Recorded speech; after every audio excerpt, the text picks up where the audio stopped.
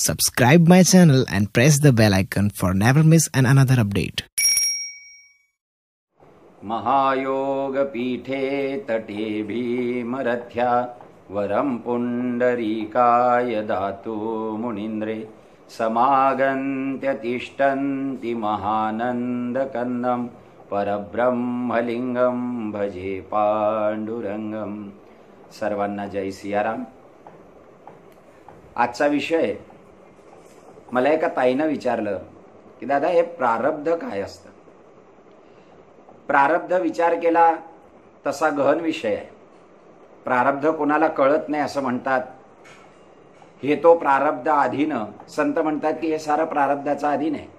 पण वास्तविक पाहता आपल्या जीवनामध्ये आपल्याला जे काही मिळतं ते आधी भौतिक असो, आधी दैविक असो, ते आध्यात्मिक असो, मानवीय जीवनामध्ये जे आपल्याला प्राप्त होतं ते प्राप्त होण्यासाठी मी आज 5 गोष्टींची गणती करतो आहे.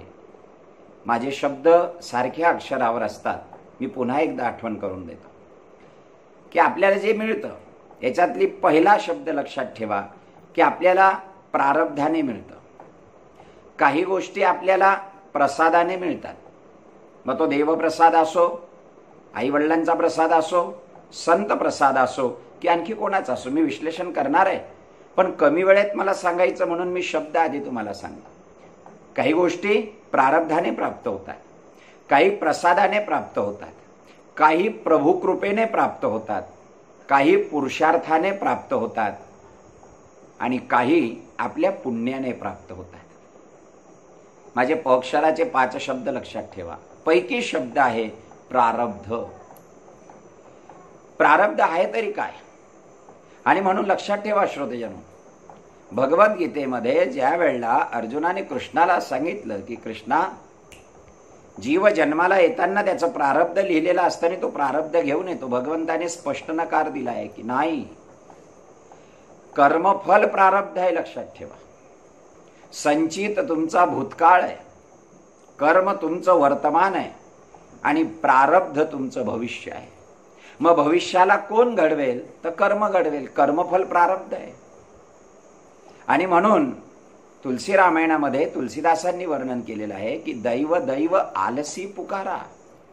जो नुसत्या दैव दैव शब्दाला बोलतो ना तो आळसी समजायचा, तो काहीही करू शकत नाही. मग प्रारब्ध आहे तरी काय? बघा, प्रारब्धाची अनेक प्रकार आहेत. कुप्रारब्ध, सत्प्रारब्ध. पण मी माझ्या चिंतनातून आज 2 प्रारब्ध तुम्हाला सांगणार आहे आणि त्याचं पहिलं प्रारब्ध आहे एक पहिलं प्रारब्ध असं आहे की जे आपल्या स्वतःच्या कर्माने आपल्याला घडवता येतं. आणि दुसरं प्रारब्ध आहे एक स्वाधीन प्रारब्ध आणि एक पराधीन प्रारब्ध. पराधीन प्रारब्ध या शब्दाचा अर्थ काय? अजून तुम्ही हा शब्द ऐकला नसेल कदाचित, मी माझ्या चिंतनातून सांगतोय. पराधीन प्रारब्ध या शब्दाचा अर्थ असा आहे की दुसऱ्याचं कर्म काही वेळा आपलं प्रारब्ध होतं. तुम्ही म्हणाल असं कसं? बघा, मुलीचं लग्न झालं आणि लग्न झाल्यानंतर ती मुलगी सुखी का दुःखी हे तिच्या पतीच्या कर्मावर अवलंबून आहे. तो दारुड्या असेल, तो व्यसनाधीन असेल तर आपण पटकन सांगतो मुलीचं नशीब फुटलं. मग आता मुलीचं प्रारब्ध हे कशावर झालं? त्याच्या कर्मावर झालं. म्हणून मुलगा चांगला असावा हा आग्रह का केला जातो? कारण त्याचं कर्म हे मुलीचं प्रारब्ध घडवतं आणि मुलीचं कर्म त्याचं प्रारब्ध घडवतं. मुलगी सेवा करणारी आहे, घर सांभाळणारी आहे, उत्तम स्वयंपाक करणारी आहे, चांगली बोलणारी आहे, येणाऱ्या अतिथीचा सत्कार करणारी आहे, घरच्यांना सांभाळून घेणारी आहे की लगेच लोक मग गप्पा मारतात की मुलगा नशीब काढून आला हो, मुलगी चांगली मिळाली. मग आता हे मुलाचं प्रारब्ध कसं झालं तर मुलीचा कर्मावर झालं. हे पराधीन प्रारब्ध आहे. कारण जीव प्रारब्ध. गदी माडगुळकरांनी केलेलं भजन पुन्हा एकदा स्मरण करून देतो की दैवजात दुःखे भरता दोष ना कुणाचा, पराधीन आहे जगती पुत्र मानवाचा. हे पराधीन प्रारब्ध आहे. भगवान रामचंद्रांना सुद्धा प्रारब्ध चुकलं नाही असं म्हणतात आणि ते खरं आहे. न जाणीव जानकी नाथे सवारे शू थवानोचे. मग हे प्रारब्ध कसं आलं त्यांचं? आता गदी माडगुळकरांनी दैवजात दुःखे भरता यात एक शब्दच वापरला आहे भगवान रामचंद्र भरताला सांगतात, मात कैकयी ना दोषी नव्हे दोषितात, राज्य त्याग कानन यात्रा सर्व कर्म जात. मग तिथे भगवान शब्द काय वापरला? खेळ चाललासे माझ्या पूर्व संचिताचा, पराधीन आहे जगती पुत्र मानवाचा, दोष ना कुणाचा. तुमचं गतकर्म जे असेल, गतजन्मातलं जे कर्म आहे ते संचित रूपाने आहे. त्या संचिताचं फळ तुम्हाला भोगायचं आहे. संचित हा भूतकाळ आहे, कर्म वर्तमान आहे आणि प्रारब्ध भविष्य आहे. म्हणून प्रारब्ध आपण घडवू शकतो जर कर्म चांगला असेल. कर्माचं फळच प्रारब्ध आहे. म्हणून तर कबीरांनी शब्द वापरला की बीज बोया बबुल का तो आम कहा से पाय. किंवा संतांच्या भजनामध्ये दिलाय, जैसे ज्याचे कर्म तैसे फळ देतो रे ईश्वर. किंवा मेरे राम के दरबार में सब लोगों का खाता, जो काही जैसा कर्म है करता वैसा ही फल पाता. मग आपल्याच कर्माने आपलं प्रारब्ध घडवलं जातं, हे त्रिकालाबाधित सत्य आहे. म्हणून तर सत्कर्माकडे कल आहे. मग सत्कर्म केव्हा करेल माणूस? विवेक प्राप्त होईल तेव्हा. आणि विवेक केव्हा प्राप्त होईल? सत्संग करेल तेव्हा. आणि म्हणून शास्त्र श्रवण का करायचं? संतांना का ऐकायचं?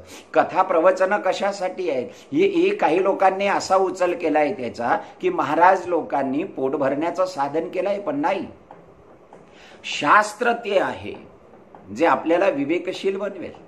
आणि ज्या दिवशी शास्त्र संकीर्ण होऊन जातं त्या दिवशी शास्त्राचं रूपांतर शस्त्रात होऊन जातं. कुराणाला संकीर्ण कराल तर आतंकवादी निर्माण होतील, पुराणाला संकीर्ण कराल तर धर्मवेडे निर्माण होतील. म्हणून शास्त्राला समजून घेताना फक्त विवेक प्राप्तीसाठी समजून घ्या. आणि एकदा का विवेक प्राप्ती झाली की मग सत्कर्म होतं. आणि सत्कर्माचा परिणाम सत्प्रारब्ध आहे, ते आपण घडवू शकतो. आणि म्हणूनच संतांनी म्हटलेलं आहे की कर्म वर्तमान आहे, इथून प्रारब्धाची सुरुवात होणार आहे. म्हणून कर्म चांगलं करा की जे जे कर्म आपण करणार आहोत ते कालांतराने आपल्या पुढे प्रारब्ध म्हणूनच उभं राहणार आहे. हे त्रिकालाबाधित सत्य. मग तुम्ही असं म्हणाल की महाराज आम्ही सगळं चांगलं कर्म करतो तरी फळ चांगलं मिळत नाही. बघा, एका भगिनीने माव्याची बर्फी करायला घेतली. मग माव्याच्या बर्फीला प्रोसिजर काय आहे? दुधाचा खवा बनवा, साखरेचा पाक बनवा, खवा पाकात टाका, बर्फी तयार. हे झालं कर्माची प्रोसिजर. मग त्या भगिनीने मावा बनवला, पाक बनवला, बरोबर मावा पाकात टाकला, म्हणे बर्फी बसली नाही हो. मग काय झालं? त्याला कारण काय झालं? नाही म्हणले थोडा पाक कच्चा राहिला. म्हणजेच काय झालं की तुम्ही केलेल्या कर्माचं तुमचं इच्छित फल पदरी का पडलं नाही? ती कर्मात कुठेतरी काही ना काहीतरी बारीक सारीक चुका झाल्या, म्हणून त्याचं ते फळ मिळालं, ते प्रारब्ध उभं राहिलं. म्हणून संत आपल्याला सांगतात की कर्म करताना सावधान शब्द वापरलेला आहे, सावधानता. आणि ज्यावेळेला भगवान रामचंद्रांनी असं का म्हटलं की हे माझं संचित आहे म्हणून मी वनवासात आलो? रेणुका मातेचा परशुरामांनी वध केल्यानंतर 14 पलपर्यंत तिथे माता रेणुका ही मृतावस्थेमध्ये होती. ते केलेल्या कर्माचं फळ तीच रेणुका पुढे कैकई म्हणून जन्माला येते आणि एका पलाचा परिणाम ती 14 वर्षाचा वनवास मागून घेते. थोडासा पाक चुकल्यावर जशी बर्फी तयार होत नाही, त्याचं कर्मफलाचं प्रारब्ध वेगळंच आहे. म्हणून तर भगवान कबूल करतात की हे माझं प्रारब्ध घडायला कारण हे माझं संचित आहे मागचं, ते मला भोगायचं आहे. आणि म्हणून प्रारब्ध हे दुसरं तिसरं काही नसून आपल्याच कर्माचं फळ आहे. मग 2 प्रकारचं प्रारब्ध, एक पराधीन प्रारब्ध आणि एक स्वप्रारब्ध. ज्यावेळेला माझं कर्म चांगलं असेल ना, त्यावेळेला माझं प्रारब्ध माझ्या पुढे सत्प्रारब्ध म्हणून उभं राहील. एखाद्या वेळेला दुसऱ्याचं कर्म आपलं प्रारब्ध ठरतं. दशरथांच्या चाकाला स्वतःचा हाताचा आग देणारी कैकई जेव्हा वर मागते तेव्हा दशरथांनी 2 वर दिले. मी तुला 2 वर देतो, तू मागून घे. हे दशरथाचं कर्म होतं, पण दशरथांचं कर्म हे रामाचं प्रारब्ध झालं. आणि म्हणून मला म्हणायचं आहे की आपण ज्याच्या संगतीत जातो किंवा ज्याच्याशी आपला प्रपंच संसार उभा राहतो त्याचंही कर्म चांगलं का असावं लागतं? कारण त्याच्या संगतीमध्ये आपलं प्रारब्ध चांगलं असावं लागतं. संगतीचा हा परिणाम आहे, हा त्याच्या कर्माचा परिणाम आहे. म्हणून सत्कर्मी लोकांजवळच आपण का राहावं? तर त्यांच्या कर्माने त्यांच्या संगतीनेही आपलं सत्प्रारब्ध उभं राहतं. प्रारब्ध पुन्हा एकदा सांगतो, आपल्याच कर्माचं उभं राहिलेलं आपल्या पुढे फळ आहे. म्हणून तर कर्माला उत्तम बनवायचंय. मग सत्कर्म करण्याचा आग्रह का? संत का सांगतात तुम्ही की हे करा? संत असं म्हणत नाही तुम्हाला की तुमचं प्रारब्ध उज्ज्वल होईल. नाही, सतसंगतीने प्रारब्ध बदलतं या शब्दाचाच अर्थ असा आहे की सतसंगतीने विवेकाची प्राप्ती होते. विवेक झालं की कर्मात दुरुस्ती होते आणि कर्मात दुरुस्ती झाली की आपोआप प्रारब्ध बदलायला सुरुवात होते. म्हणजे या मधल्या टप्प्याला न घेता टॉप टू बॉटम फक्त सांगितलेलं आहे की संत संगतीने प्रारब्ध बदलतं. पण या मधल्या पायऱ्या त्याच्या महत्वाच्या आहे की आधी विवेक प्राप्ती होईल, विवेकाने कर्म प्राप्ती होईल आणि कर्माने प्रारब्ध प्राप्ती होईल. आणि म्हणून संत वर्णन करतात की तुम्ही सत्संग करा. सत्संगाने सुद्धा प्रारब्ध बदलतं. वाल्याचं प्रारब्ध कोणी बदललं? त्याच्या कर्माने बदललं.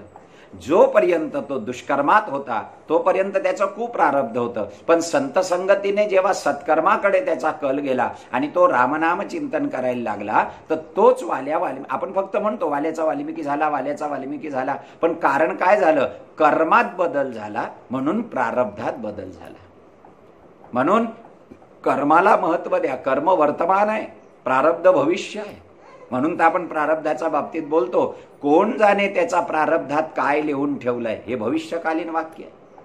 प्रारब्ध भविष्य आहे, संचित तुमच्या सोबत आलेलं आहे, ते तुम्ही मागे तयार केलेलं आहे. म्हणून संचित बॅलन्स आहे, कर्म बिझनेस आहे आणि प्रारब्ध प्रॉफिट आहे.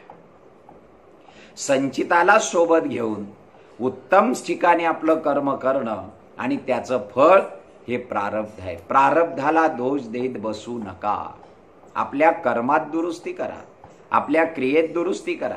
आपण ज्याच्या सोबत आहे त्याचं सत्कर्म झालं की आपलंही सत्प्रारब्ध होईल. मुलीला चांगलं स्थळ मिळाल्यानंतर आई वडील आनंदी होतात आणि म्हणतात, अहो नशीब काढून आली आहे. बरं, का नशीब काढून आली आहे? नाही म्हणले, जावाई बापू फार चांगलं काम करतात. मग त्याचं कर्म हे तिचं प्रारब्ध झालं, तिचं कर्म हे त्याचं प्रारब्ध झालं. म्हणून कुटुंबामध्ये जर 10 लोक असतील तर जुन्या लोकांची अशी एक म्हण होती की त्या 10 लोकांमध्ये कुणीतरी असा भाग्यवान आहे की त्याच्या भाग्याने सगळं कुटुंब खात आहे. मग तो भाग्यवान कोण आहे? तो सत्कर्म करणारा भाग्यवान आहे. आणि त्या सत्कर्माने त्याचं प्रारब्ध तयार होत आहे. म्हणून माझी पुन्हा एकदा विनंती आहे तुम्हाला की कर्मात बदल करा. मग कर्मात बदल केव्हा होईल? विवेक प्राप्ती होईल तेव्हा. विवेकाची प्राप्ती केव्हा होईल? सत्शास्त्र, सत्संग, सत्कथा श्रवण करू तेव्हा. म्हणून नास्तिक आणि आस्तिक हा प्रश्नच नाहीये. शास्त्राला उत्तम प्रकारे ऐका. शास्त्राला जर तुम्ही धर्मापुरता संकीर्ण करून टाकाल तर शास्त्र शस्त्र होऊन जाईल. टिळा टोपीच्या पलीकडे व्हा. आणि सत्कर्म करणारं हे प्रत्येक ग्रंथ सांगतो, प्रत्येक संत सांगतो. याच्यात कोणत्याही एका धर्माची असा प्रवाह नाहीये. आणि म्हणून मला तुम्हाला पुन्हा एकदा विनंती करायची आहे की प्रारब्ध या शब्दाचा खूप मोठा बाहू करू नका. प्रारब्ध दुसरं तिसरं काही नसून आपलंच कर्म आपल्या पुढे उभं राहतंय चित्रपटासारखं.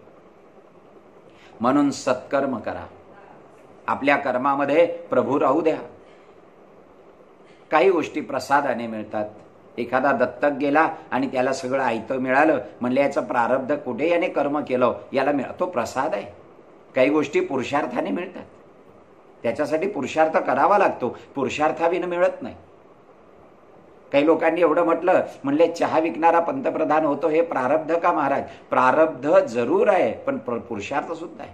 तुम्ही पाण्यात पडणे हे प्रारब्ध आहे, तुम्ही हातपाय हलवणे हा पुरुषार्थ आहे, तुम्हाला अचानक एक लाकडाचा ओंडका मिळणे हा प्रसाद आहे, आणि तुम्ही पलीकडे निघून जाणे ही प्रभू कृपा आहे. म्हणजे जीवनाची यशस्वीता किती ठिकाणी आली आहे. तुम्ही पाण्यात पडलात हे प्रारब्ध होतं तुमचं, पडायला नको होतं पण झालं, पडलात तुम्ही. म्हणून प्रारब्धाचा भोग हा जर भोगायचाच आहे तर रडून भोगल्यापेक्षा त्याला हसून भोगा ना. म्हणून तर मी महामंत्र देतो, हसते रहो नाचते रहो. आता करणार काय त्या स्थितीला?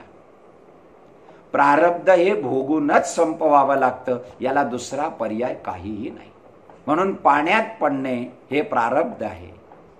तुम्ही हातपाय हलवले हा पुरुषार्थ आहे. आणि लाकडाचा ओंडका तुमच्या हाती लागला हा प्रभू प्रसाद आहे. मग त्या प्रसादाने तुम्ही पलीकडे निघून गेलात तर ती प्रभू कृपा आहे. मग जिथे प्रभू कृपा, प्रभू प्रसाद, पुरुषार्थ आणि प्रारब्ध या सगळ्यांचं एकत्रीकरण येतं, मग त्याचा परिणाम काय आहे? त्याचा परिणाम आहे प्रगती. प्रगती अशीच नाही होत, मी बसून राहीन आणि माझी प्रगती होईल, नाही. तिथे कर्मही प्रधान आहे, तिथे प्रभू कृपाही प्रधान आहे, तिथे प्रारब्धही प्रधान आहे, तिथे पुरुषार्थही प्रधान आहे. मग ज्या वेळेला या सगळ्या गोष्टी एकत्र येतात त्यावेळेला प्रगती होते आणि ती प्रगती समाधान देते. आणि ते मिळालेलं समाधान सांगतं खरंच नशीबवान आहे हो, त्याला सारं काही मिळालं. याला प्रारब्ध म्हणतात. आणि हे सत्प्रारब्धासाठी सत्कर्म करा. आजच्या विषयाला थांबवतो. जय सियाराम, जय सियाराम, जय सियाराम.